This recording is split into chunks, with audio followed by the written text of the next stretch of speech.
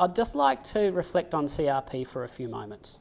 So as you can see here on this survival curve, a CRP of over 10 is associated with quite a low survival rate.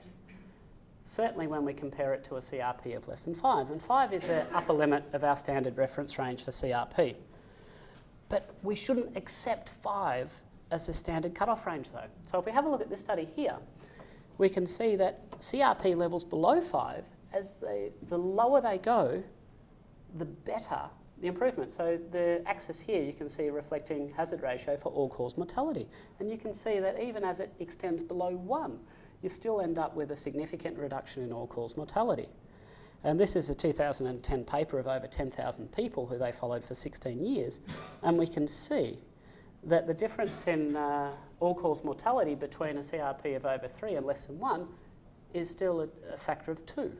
So don't accept a CRP of less than 5. At a minimum, you should accept a CRP of less than 1, and ideally of less than 0.5. And reassuringly, this gets better on low carb. So let's move briefly onto biochemistry. Now, the initiation of a ketogenic diet will often induce predictable and transient changes in biochemistry, and safe changes.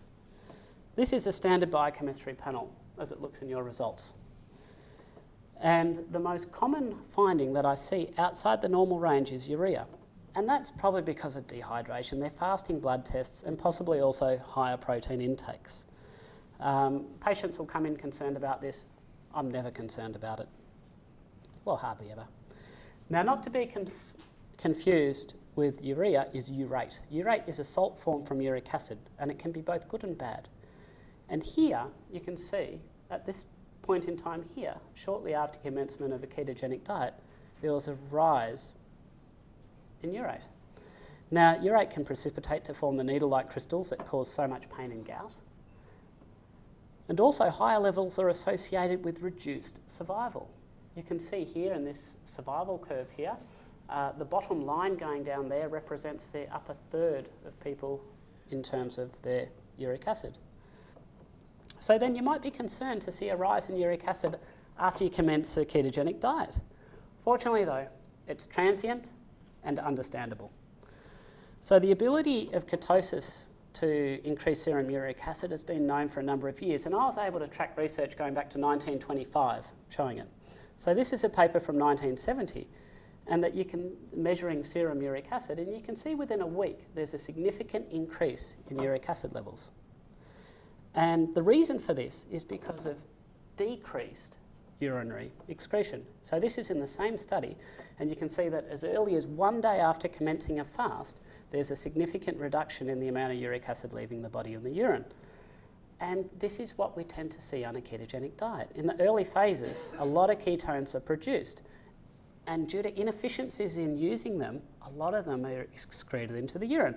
Now, this is good for weight loss. You're getting something for nothing. You're basically urinating fat. And this can continue until your body becomes more efficient at using ketones, usually for a few weeks, and then your weight loss will slow down. And the mechanism of why relates to the competition between uric acid and ketones in tubular secretion. So when we increase our ketones, we displace some of the uric acid that's able to be secreted into the tubules, therefore less urinary output and increase in serum levels. But when we tested the uric acid in this patient again, or urate 4 weeks later, we can see it return to baseline. And occasionally we can even see it fall lower than the pre-existing baseline, and that's probably because when you have reduced synthesis of fatty acids by the liver, you also have a reduced production of purines. And furthermore, if you're curious, in the hundreds of patients I've treated, I've only had one patient have an attack of gout during the onset of a ketogenic diet, and that may have just been purely coincidental. Now, it's also common to see reduced bicarbonate with occasionally a small rise in chloride, and that basically relates to the role of bicarbonate as a buffer for beta-hydroxybutyrate, which is an acid. Again, this is transient and nothing to be concerned about.